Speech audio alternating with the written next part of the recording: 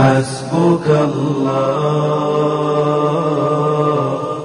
حسبك الله يا محمد حسبك الله. الحمد لله وحده والصلاة والسلام على من لا نبي بعده وعلى آله وصحبه وسلم تسليما كثيرا. أما بعد. Mes chers frères et sœurs, rester sur le chemin de la vérité sans changer de chemin est le souci des véridiques et des alliés d'Allah à tout moment. Et le souci des véridiques et des alliés d'Allah à tout moment. Combien sont nombreux, hélas, les gens qui ont connu la guidée et qui, après un certain temps, ont fini par changer de chemin pour une passion qu'ils ont suivie ou pour courir derrière ce bas monde ou bien pour atteindre un certain rang social et finir par échanger le meilleur pour le moins bon. Mes frères et sœurs, nous devons rechercher la guidée et voir comment est-ce que le prophète a fait pour améliorer sa relation avec Allah, voir comment est-ce qu'il a appelé à Allah Azzawajal, voir comment est-ce qu'il s'est comporté avec ses bien-aimés et avec ses ennemis, puis rester sur sa voie jusqu'à notre mort.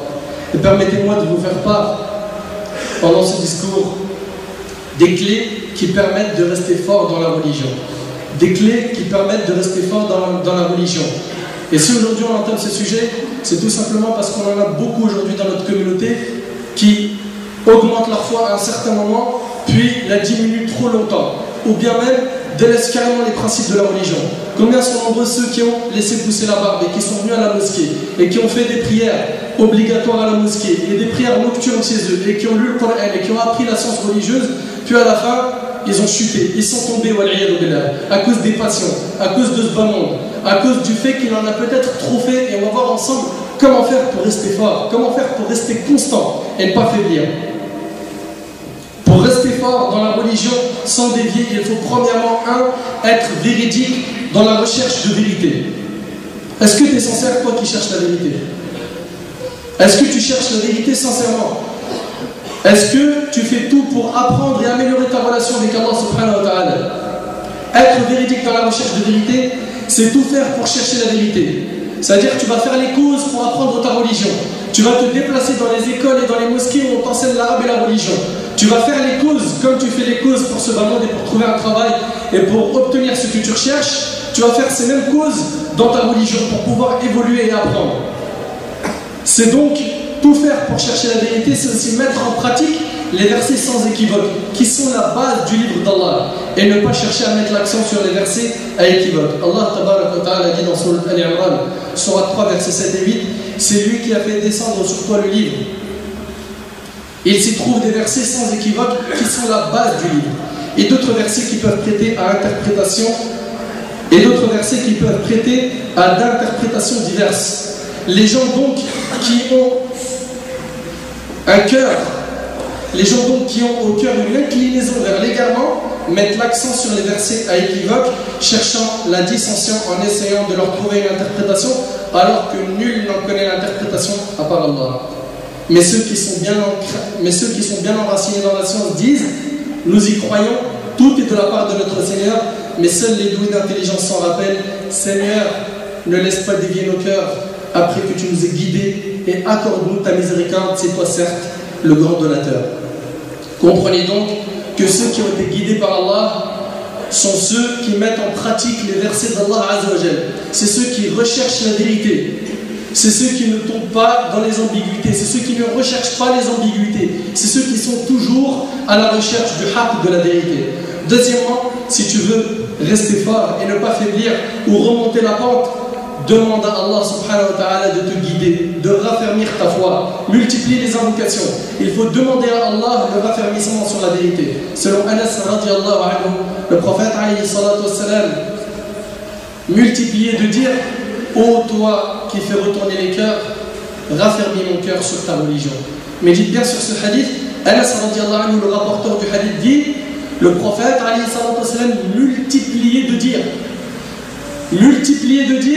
ô toi qui fais retourner les cœurs, raffermis mon cœur sur ta religion.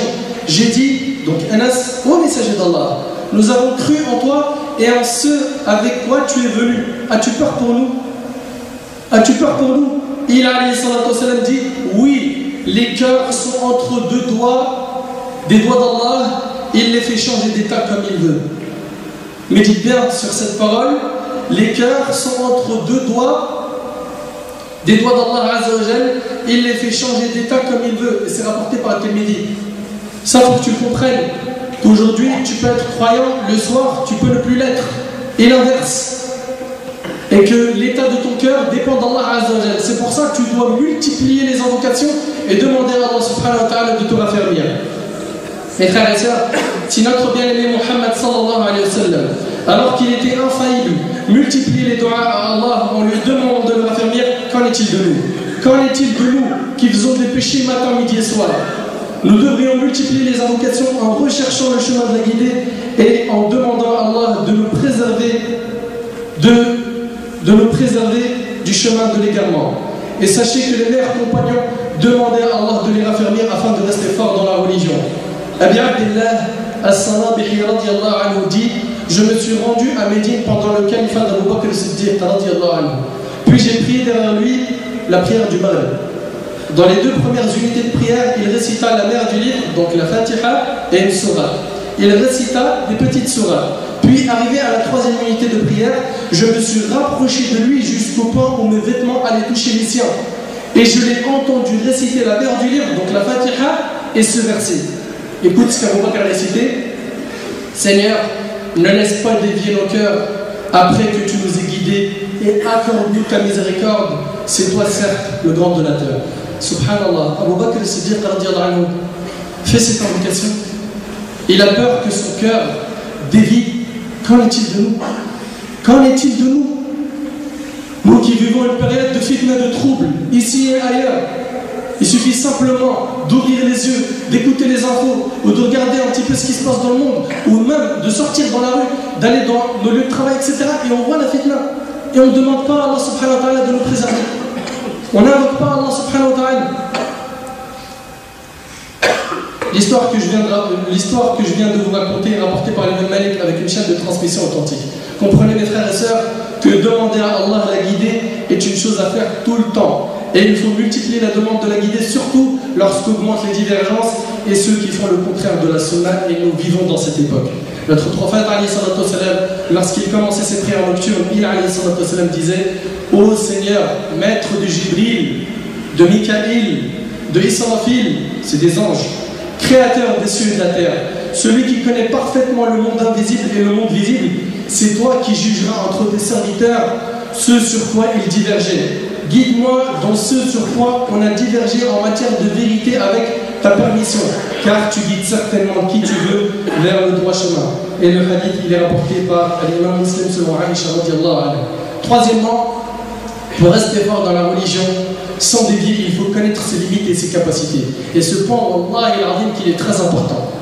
Apprends à connaître tes limites et tes capacités. Ne fais pas ce qui est au-dessus de ta charge en termes d'adoration. Car quiconque ignore ses capacités et fait plus que ce qu'il peut supporter perdra sa force et ne restera pas longtemps sur le chemin de la vérité. Soit il va arrêter de pratiquer, soit il va dévier du chemin de la vérité. Selon Hudayfa radiyallahu anhu, le prophète a dit: il n'est pas permis aux croyants de s'humilier. Et là les gens dirent: comment risque-t-il de s'humilier? Il dit: il s'expose à des épreuves qu'il ne peut pas supporter. Il s'expose à des épreuves qu'il ne peut pas supporter, rapporté par Tirmidhi. Faites donc attention, mes frères, ainsi que vous, mes sœurs, car l'excès peut vous faire perdre votre force. Et sache que le plus important n'est pas qu'aujourd'hui tu fasses des grandes actions ou que tu en fasses beaucoup. Le plus important est que tu restes constant dans l'adoration, même si tu n'en fais pas beaucoup. Les œuvres les plus aimées d'Allah, je te le rappelle, mon frère, ainsi que toi, ma sœur, sont celles qui durent, même si elles sont minimes. Et sache que le prophète était constant dans ses adorations. Donc apprends à connaître ta capacité et n'en fais pas trop, mais fais-en plutôt un peu qui dure sur le long terme. Quatrièmement, pour rester fort dans la religion sans dévier, il faut faire des bonnes actions. Faire des bonnes actions. Al-a'mal as-salihah. Allah tabaraka wa ta'ala a dit dans Sourate Al-Baqarah, Sourate 2, verset 265: et ceux qui dépensent leur bien cherchant l'agrément de Dieu et bien rassurés de sa récompense, ils ressemblent à un jardin sur une colline. Écoute bien, ils ressemblent à un jardin sur une colline qu'une averse l'atteigne, il double ses fruits. À défaut d'une averse qui l'atteint, c'est la rosée. Et Allah a dit dans Sourate An-Nisa, Sourate 4, verset 66, s'ils avaient fait ce à quoi on les exhortait, cela aurait été certainement meilleur pour eux et leur foi aurait été plus raffermie. Donc tu veux que ta foi soit raffermie, obéis aux ordres d'Allah et aux ordres du prophète alayhi salatu wassalam. Tu veux être fort, tu dois suivre le Coran et la Sunna. En dehors du Coran et de la Sunna, tu ne peux être qu'un faible et rien d'autre. Cinquièmement, pour rester fort dans la religion sans dévier, il faut, et ce point-là aussi est très important, être sincère. Être sincère. Est-ce que tu es sincère dans tes adorations? Est-ce que tu fais les adorations que tu fais pour Allah, pour rechercher sa satisfaction? Ou est-ce que tu recherches les éloges et la satisfaction des gens? Pose-toi la question, toi mon frère qui m'entend, et ainsi que toi ma soeur qui m'entend. Est-ce que tu fais les adorations que tu fais pour Allah entièrement, pour Allah subhanahu wa ta'ala, ou bien est-ce que tu recherches une part dans ce bas monde? Quiconque n'est pas sincère, sachez qu'il ne peut pas rester fort longtemps dans la religion et qu'il s'égarera du sentier d'Allah. Sahl ibn Sa'd al-Sa'idi radiallahu anhu rapporte que le prophète alayhi salatu wassalam s'est retrouvé face à des polythéistes et ils se sont combattus. Puis lorsque le prophète alayhi salatu wassalam retourna à son campement et que les polythéistes en firent de même, un parmi ceux qui étaient avec le prophète alayhi salatu wassalam resta à combattre et aucune personne ne lui résistait. Jusqu'au point où il dit aujourd'hui personne d'entre nous n'aura la récompense d'un tel. Pourquoi? Cet homme-là ne faisait que de combattre et personne ne lui résistait. Et les compagnons dirent personne aujourd'hui n'aura la récompense d'un tel. C'était un vaillant, c'était un combattant. Ça c'était dans l'apparence. Puis le prophète alayhi salatu wassalam reprit en disant écoute bien ce hadith car Wallah il fait peur. Et remettons-le en question et moi en premier. Puis le prophète alayhi salatu wassalam reprit en disant il fait partie des gens de l'enfer. Subhanallah. Il fait le jihad fi sabilillah. Imagine-toi, il combat dans le sentier d'Allah. Il fait une des plus nobles actions. Il est en train de combattre et le prophète alayhi salatu wassalam il dit cet homme fait partie des gens de l'enfer. Agile. C'est étrange. Un homme du groupe dit je suis son ami. Il dit je suis resté avec lui à chaque fois qu'il s'arrêtait. Il s'arrêtait et à chaque fois qu'il courait, il courait avec lui. Puis il dit l'homme fut gravement blessé. Cet homme-là décrit l'homme qui a été montré du doigt par le prophète alayhi salatu wassalam en disant qu'il fait partie des gens de l'enfer. Donc écoute bien, il dit, il courait avec lui, puis il dit l'homme en question, donc ce courageux, fut gravement blessé et il précipita sa mort. Il posa son épée par terre et se jeta sur son épée et se tua.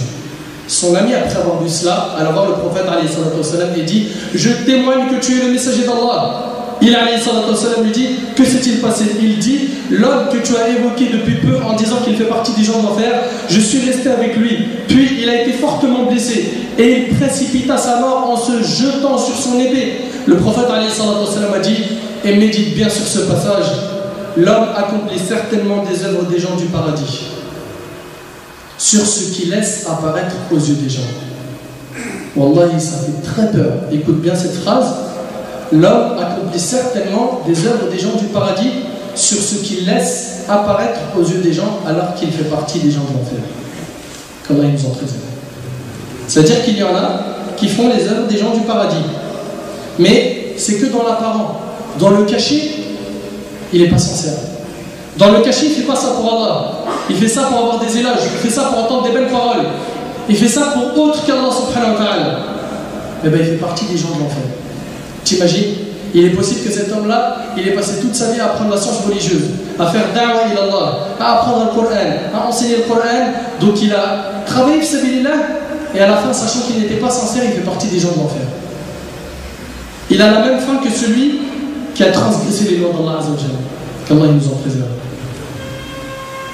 Puis le prophète alayhi salatu wassalam dit de même que l'homme accomplit certainement des œuvres des gens de l'enfer sur ce qu'il laisse apparaître aux gens alors qu'il fait partie des gens du paradis, rapporté par Bukhari et Muslim.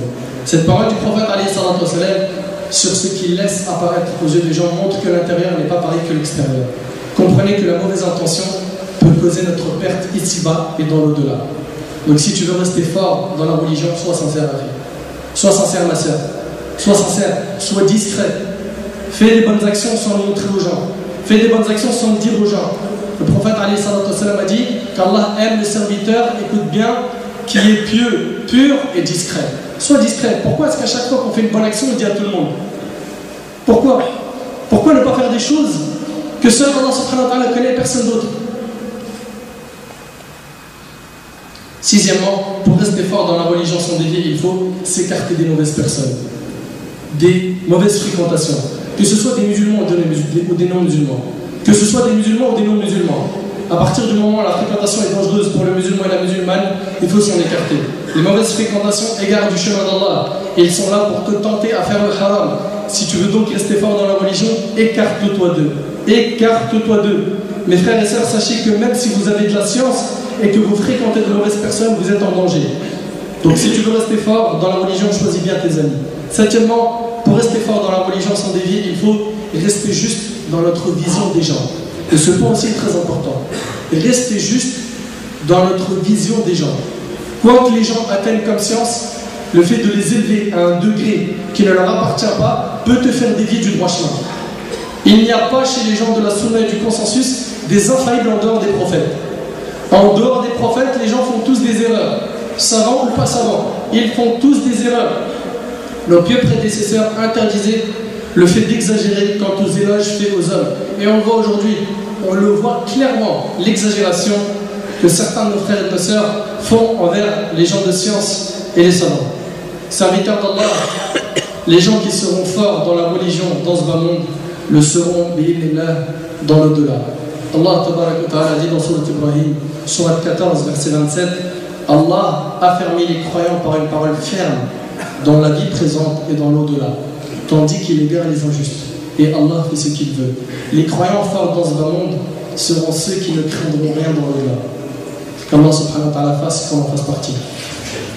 Les croyants forts sont ceux qui n'accordent pas d'importance à ce bas monde et qui misent tout sur l'au-delà.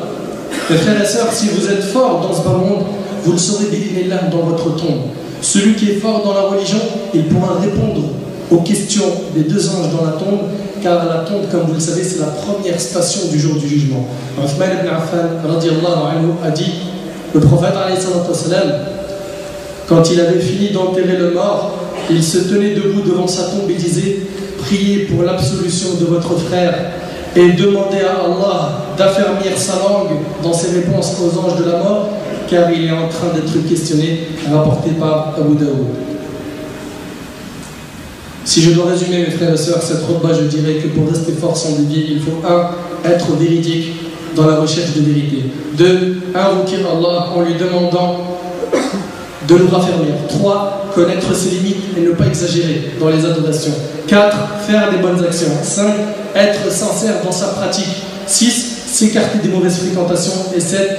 Rester juste dans notre vision des gens. Qu'Allah Azza wa Jal nous renforce notre foi et notre pratique. Et je demande à Allah Azza wa Jal de m'accorder ainsi qu'à vous une vie pleine de sincérité et d'adoration. أسأل الله سبحانه وتعالى أن يثبتني وإياكم على الحق. اللهم يا مقلب القلوب ثبت قلوبنا على دينك. اللهم يا مقلب القلوب ثبت قلوبنا على دينك. ثبت قلوبنا على دينك. ثبت قلوبنا على دينك. حسبك الله يا محمد. حسبك الله. حسبك الله يا محمد. حسبك الله.